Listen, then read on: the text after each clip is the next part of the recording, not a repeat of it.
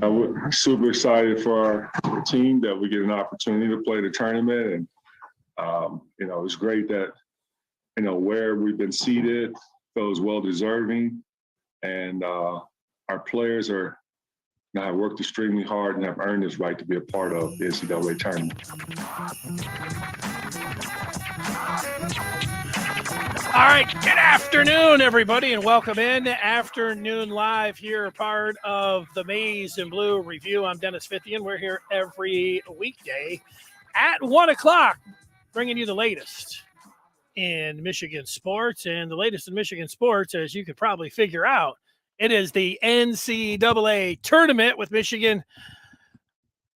I thought sweating it out, getting there to the brackets were revealed last night, but a lot of people are like, no, Michigan's going to be fine. Look at that net rating. Look at that strength of schedule. Look at what all the bracketologists are saying. Disregard Jerry Palm. And, Michigan will be in there. Don't worry about it. But, the way some of the upsets were happening over the weekend and what was going down, I'm a little bit worried about Michigan. And I thought there was more of a chance that Michigan was going to end up having to play in the play-in games than they were just going to be put in the tournament. And as it ends up playing out with that 11 seed and playing at 12:15 on Thursday in Indianapolis, Michigan can't ask for anything more. This was a great draw for them. This was fantastic. You don't want to go into any kind of play-in type situation. Doesn't even feel like the tournament. Nobody even looks at it as the tournament. You get, bashed for being in the play-in game. So then you got to win that thing before you even get into the tournament. So they were able to avoid that, which was great. And then they play, an opponent in Colorado State where, Michigan ends up being a couple-point favorite. And if you look just at their peers, Michigan's peers, all year long, Michigan State had been in front of them.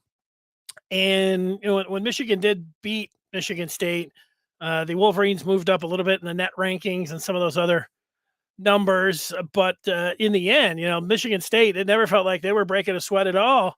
And yet, if, you just look at it, playing Davidson, the odds makers have Davidson as the favorite over Michigan State. And if Michigan State wins, they got to play Duke.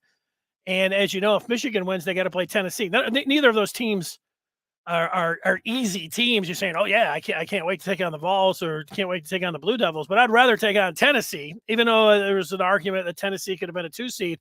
I would rather take on Tennessee than Duke if you get a win. That's just comparing it with Michigan State. And I think being in Indy with a chance to drive straight down 69 to be able to get there as a Michigan fan, and the way now. Football showed the way right down there. Easy drive to the field house there in Indy. Great place. Great place for basketball. Great place for football, as it turns out, as well. And now, within driving distance, it's everything that you could ask for, considering that after the first month of the season, I was sitting here, staring at this camera saying, I don't think Michigan's getting into the tournament the way they're playing. It's early, but the way they're playing, I don't think they're getting in. And in the end, they end up there getting in. So the question is, do they deserve it? Is there a lot of people over the weekend on social media? I was posting myself. I do most of my posting now on the Wolverine Den, part of the Maize and Blue Review. I'm there. I'm always thinking of something. I'm interacting with the folks there. It's a fun time. It's a great community. That's where I'm hanging out mostly. But I do wander over to Twitter once in a while and get my Twitter fingers going. And I thought at the halftime of the early games yesterday that, the Michigan, it was about a 75% chance that they were going to get in. So it would have been shocking if they would have been left out, but it would have been surprising to me. It looked like my prediction was yesterday afternoon that this team is headed to the play-in game. I thought that was the spot that they were going to be in. So I was surprised when they were able to avoid that and they were able to get an 11 seed. So I know there were some even. It's hard to determine sometimes what you're taking in on social media because you're some people are there just to aggravate people and try to tick people off, and that ends up getting the responses. That's kind of things how things work on social media. Sometimes the crazier the thing that you say, the more response that you get. And then you get the rivals, that sometimes are in sheep's clothing. And you don't know. You're like, wait a minute. You don't even want Michigan in. They don't deserve it. Well, this is a rotten team. You're reading some of this, and then you have to go through okay, well, that's a Michigan State fan. So you get that. But then there were some what look like, without vetting the person too much, that there was I don't know, a little sampling of Michigan fans that were like, no, we don't even want to be in the tournament. It doesn't matter. They're not going to be able to do anything anyways. And, that's where I had to, jump in and, tell them to let's take a look at this. That has not been a fantastic season for Michigan. When you're preseason number 6, you're thinking about a number 1 seed. You're thinking about, Big Ten tournament. You're thinking about regular season. You're thinking about trying to be able to win this whole thing. And it was pretty, we learned pretty quickly that was not going to be the case for this Michigan team. So if for the program in Juwan Howard's 3rd year, the floor, being able to get into the tournament was something that it needed to happen for this team if they wanted to continue on. They want to be a basketball program that can be in the mix for the big names and trying to win it all. Even when you have a down year like this year, was a down regular season. As I look at it, as I still look at it, it was a down year, but they got into the tournament. That's good. There is no part of me where I'm sitting there and, if I was talking to a Michigan basketball fan who was like, I don't want them in, they don't deserve it, or whatever. And again, I get it if you're a Michigan State fan and, all that. But a real Michigan fan saying they don't deserve it and they don't want them in because they're going to lose anyways. This is, if you're a college basketball fan, this is everything. Everything is geared towards, I don't need to tell people this, but sometimes you need to emphasize it. It's everything being able to get in there. So last night, let's say the pageantry and the brackets being handed out at work now and being able, you have to be involved in that if you want to be a basketball program that's worth anything. And Michigan is involved in it now. So they deserve to get in. The part about if I was sitting here, if Michigan's name was left out, there'd have been people screaming about their net ranking and and strength of schedule. But then there've been plenty of people that say, 17 wins is a really low record. You don't have anything to complain about. And I know Seth Davis, he always says this. And, not everything Seth Davis, you take to the bank, but he always says you don't have much to complain about if you're on the bubble and you end up getting left out. And I kind of feel that way as well. Was there going to be a case, to be made because of, does net ranking mean anything? Does strength of schedule mean anything? Does all of these numbers mean anything? And, that you had had a point there. But then also the point about, you see people get snubbed routinely. I don't know about every year, but it seems like at least every other year, there's some program, even a big time program, a Power 5 program, is sitting back saying, what, we got screwed. What are they doing? We got snubbed. And so that could have been Michigan, and it was not. Before I throw some numbers up here, you can always get in if you're out there, wherever you're watching on YouTube, Facebook, elsewhere watching this live, go up and throw something up there and we will talk about it. Jason saying, with the 4th hardest schedule in the NCAA, Michigan will beat Colorado State. The Tennessee game will be a tough one, yet Michigan will have fresh legs. If Hunter stays healthy, can be more mobile and make his presence felt, Michigan will be a problem for most teams. Well, Jason, I think that what you have to say about certainly the strength of schedule is something that a lot of people will look at. Let's put it up here as we compare the two teams. And, Jason talking about the strength of schedule, and Stephen Toski last night, part of the Maize and Blue review our video, like he's John Madden analyst, with the arrows and dots and everything that he's able to do with his video. I screenshotted. I was going to go through and put all of the numbers up. Then I saw Toski did it, and I said, "Hey, why don't I just go ahead and use that graph that he has?"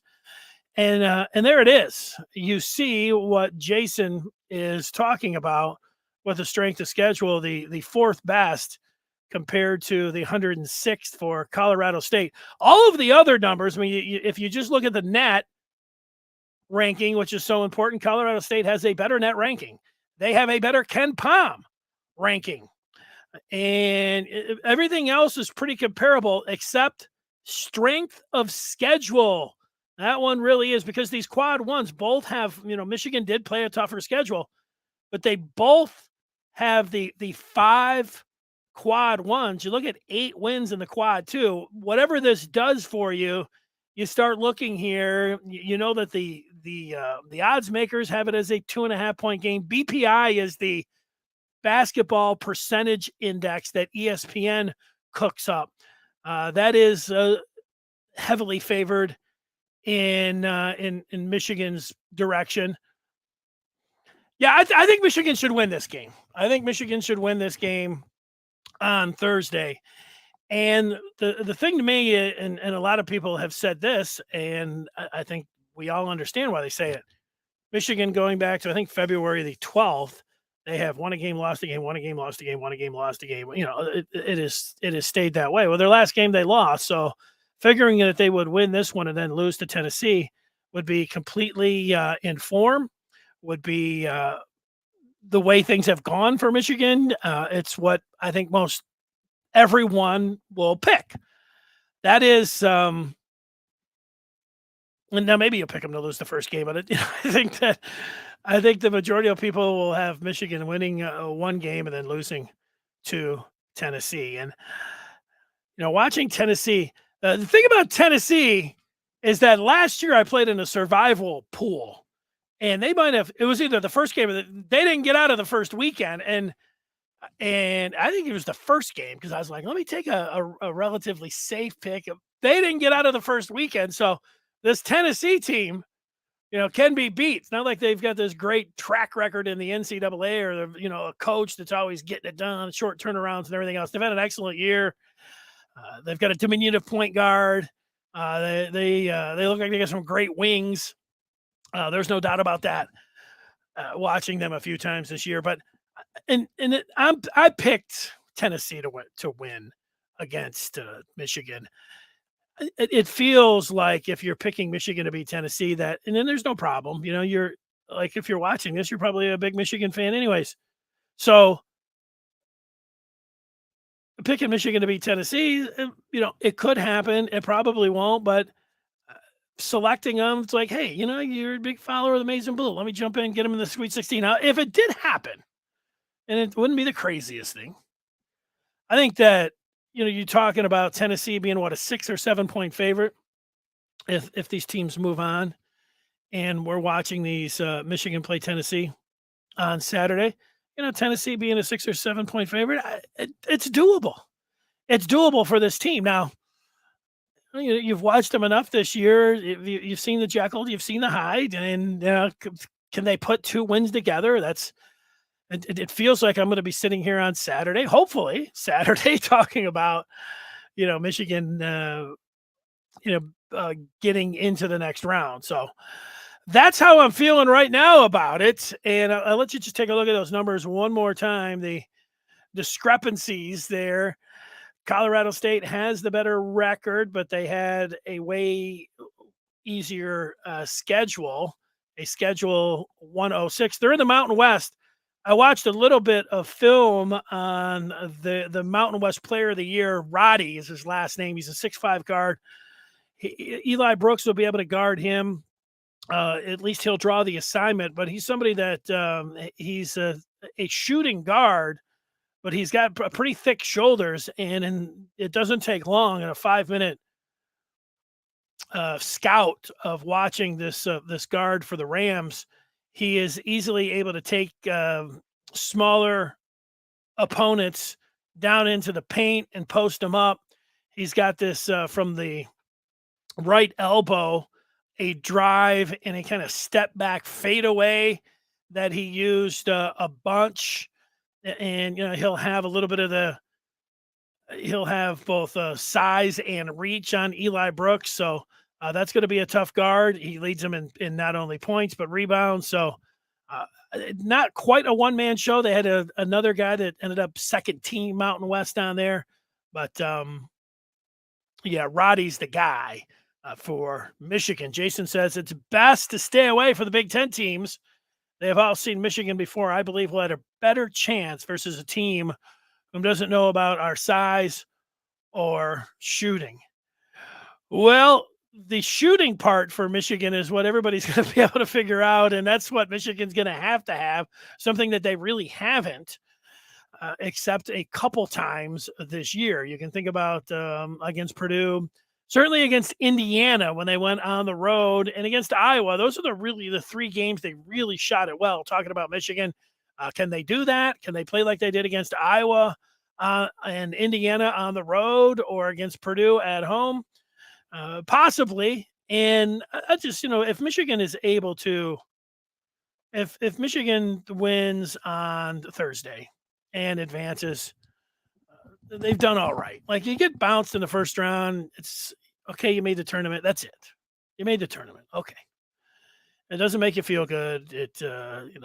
You never feel good when you end the season on a loss. So it's always difficult, but just know this: if they lose the game on Thursday, there's no party to be had except it's time for the one day of the year, pull on your green and forget the rest of the day. But if Michigan wins, this is what it looks like. This is a nice achievement, all things being considered. Being able to get into the tournament, winning a game, advancing, nice job. Now, the Tennessee game.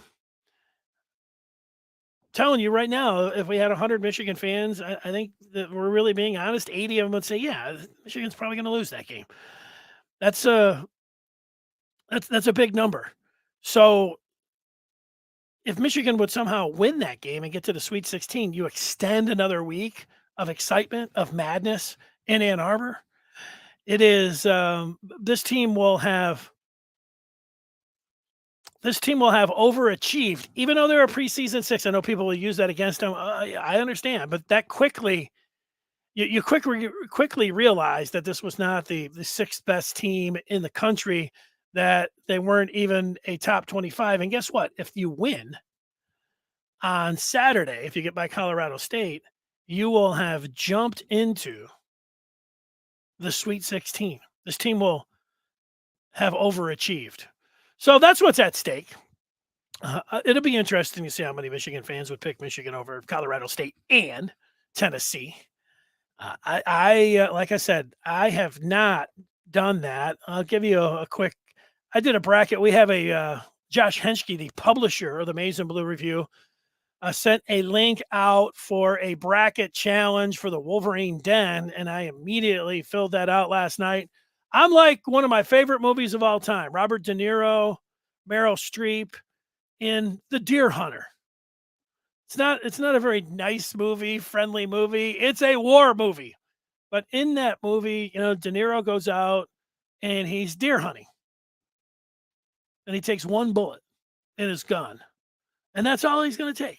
He's not going to get a whole magazine or a whole box of shells. He's got one shot.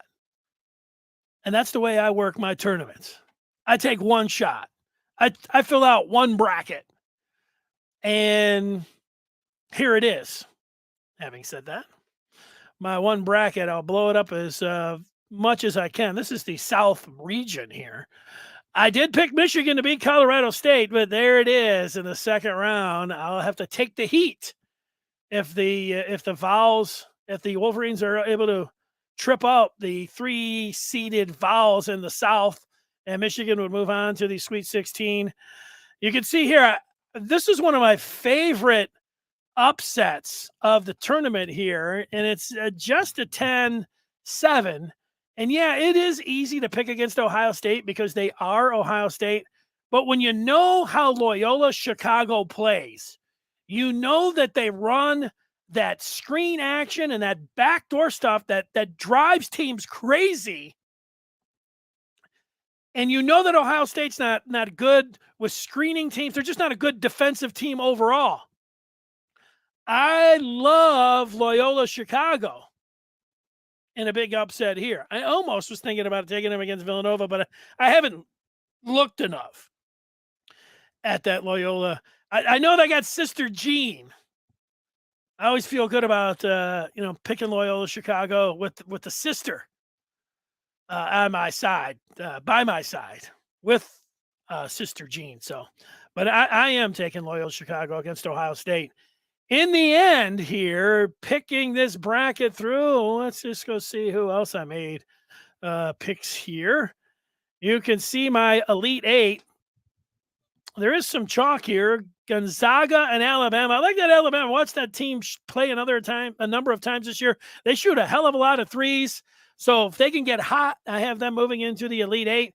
You see, traditionalist old school basketball fans would love a UCLA, Kentucky, an Elite Eight game. A little bit of a surprise here. Illinois, I have moving through. I noticed that Seth Davis, who I mentioned earlier, he has Illinois losing in the first round to Chattanooga.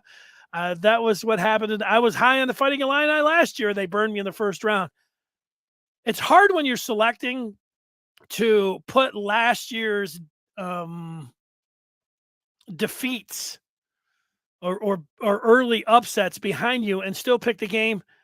Yeah, I will. Maybe they just, they certainly flashed at the Big Ten tournament. You see, and you'll have the number 1 pick against Keegan Murray and, another team that likes to shoot a lot of threes. But that's my Elite Eight. How about this Final Four? Gonzaga, UCLA. There's your West Coast matchup.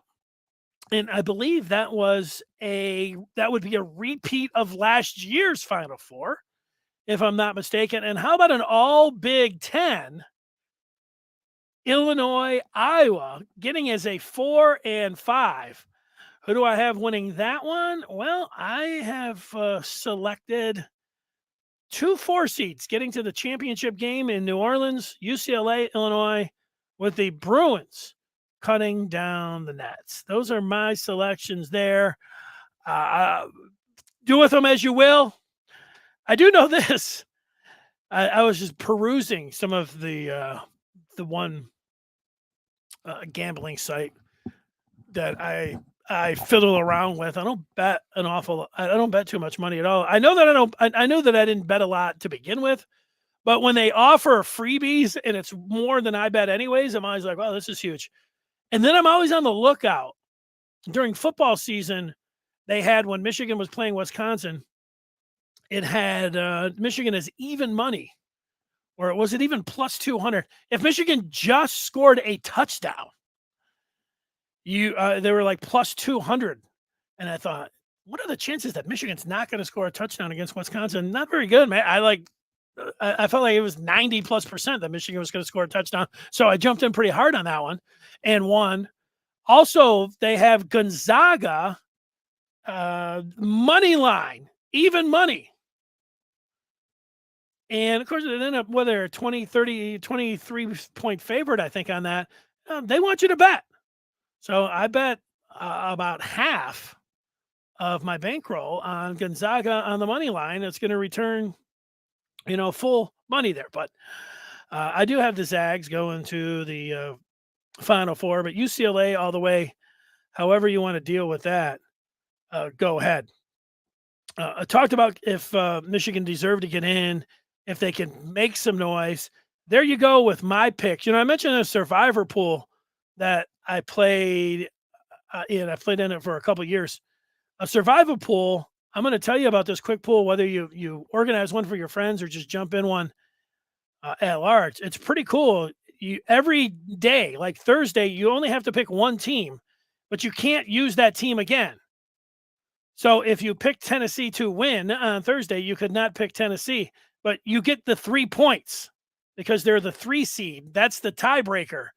And so it's pretty cool. You pick a game on Thursday, you pick a game on Friday, you pick a game on Saturday, you pick a game on Sunday, and there's no point spreads involved.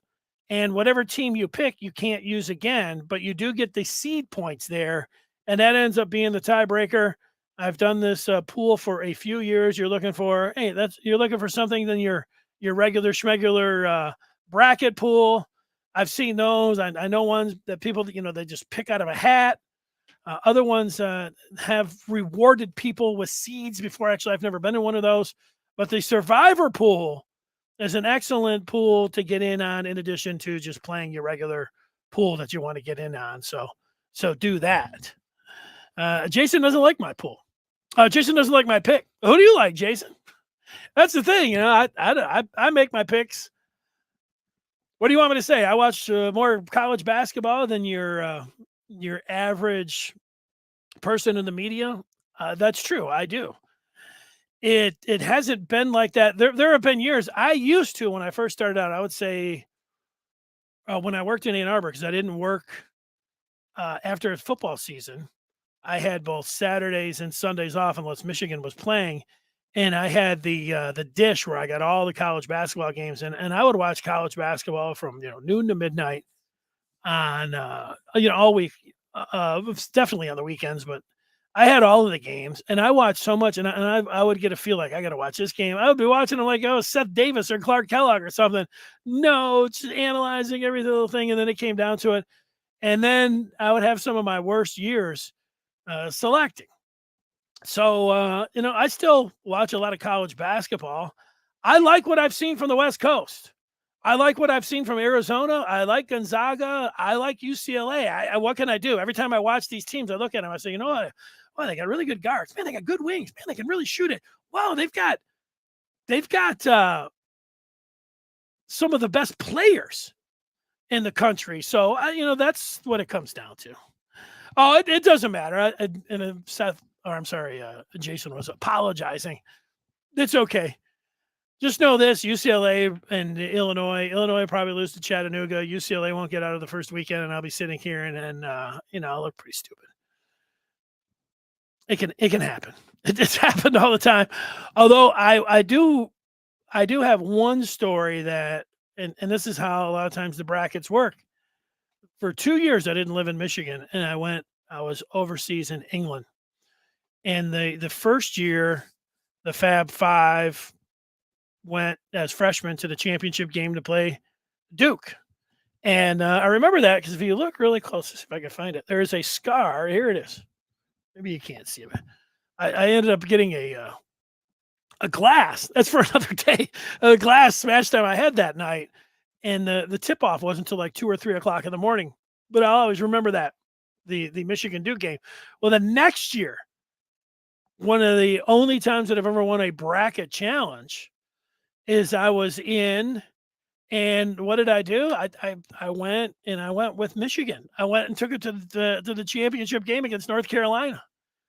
And hey, look at me. I won the pool, had the 2 in the championship game. Nobody else. I had a 3 out of 4 a couple years ago, which was a nice winner, and that wasn't a big one, but that's it. There's a lot of other years. That's 2 out of probably 35. Whether I've collected, that's not great. It's not great. Maybe it paid for it. Maybe it all evens out. I don't know, but that's where I'm at on the pools.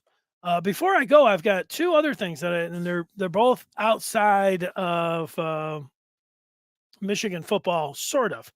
This one is not so much outside of Michigan football because the former Wolverine Tom Brady is coming back. Is this a big surprise? No, but it is a surprise. He was hinting at it already. It's not like he didn't say anything about it, but he did hint at it a little bit. But he played so well last year, and to go down and the way he did against the Rams, the team that they have, I'm glad he's coming back. I think he's got more football in him. Heck, happy for him if he would have retired. Happy for him with coming back. And here he is. He's got unfinished business, LFG. Tom Brady playing football and playing it well. Why not? Let's see him. let's see it from Tom. And I guess I'd say congratulations, now that he's coming back. The other thing that I wanted to say, it is not Michigan related, but it is Detroit related. George Blaha, the play-by-play voice for the Pistons, it was announced over the weekend that he is going to miss the rest of the season. He's going to have some kind of procedure and that he is going to be out. Now, for me, George Blaha is a link to my childhood and to sports and to everything that I love. So I want to wish George Blaha the best in a full recovery, and hopefully he's able to come back and get behind the mic for the Pistons if that's something that he wants to do. He is not only a great broadcaster, but he is a class act. George Blaha, if I could put up a quick Mount Rushmore of Michigan broadcasters, I would have George Kell and Ernie Harwell of Tigers fame on that Mount Rushmore. I would have Bruce Martin, the play-by-play voice of the Red Wings before Ken Kell, and I would have George Blaha. Blaha, Martin, Kell, and Harwell would be on my Mount Rushmore. Now, the modern day guys, I like them. I like Dan Dickerson. I like Ken Kell. I think Dan Miller does an excellent job. Blaha is still there. And he is the one that links to all of it. Blaha's been doing it for, 40 years. It's amazing. I just remember being in grade school and, impersonating George Blaha and doing it all the way through. So, George, get well soon and hope to see you there down at the LCA when you are back. We will be back tomorrow. I'll further dive into these brackets. Any unanswered question with Michigan as we look at everything that we possibly can from every side. And thanks for joining us. Everybody have a great afternoon, and I'll see you tomorrow at 1:00.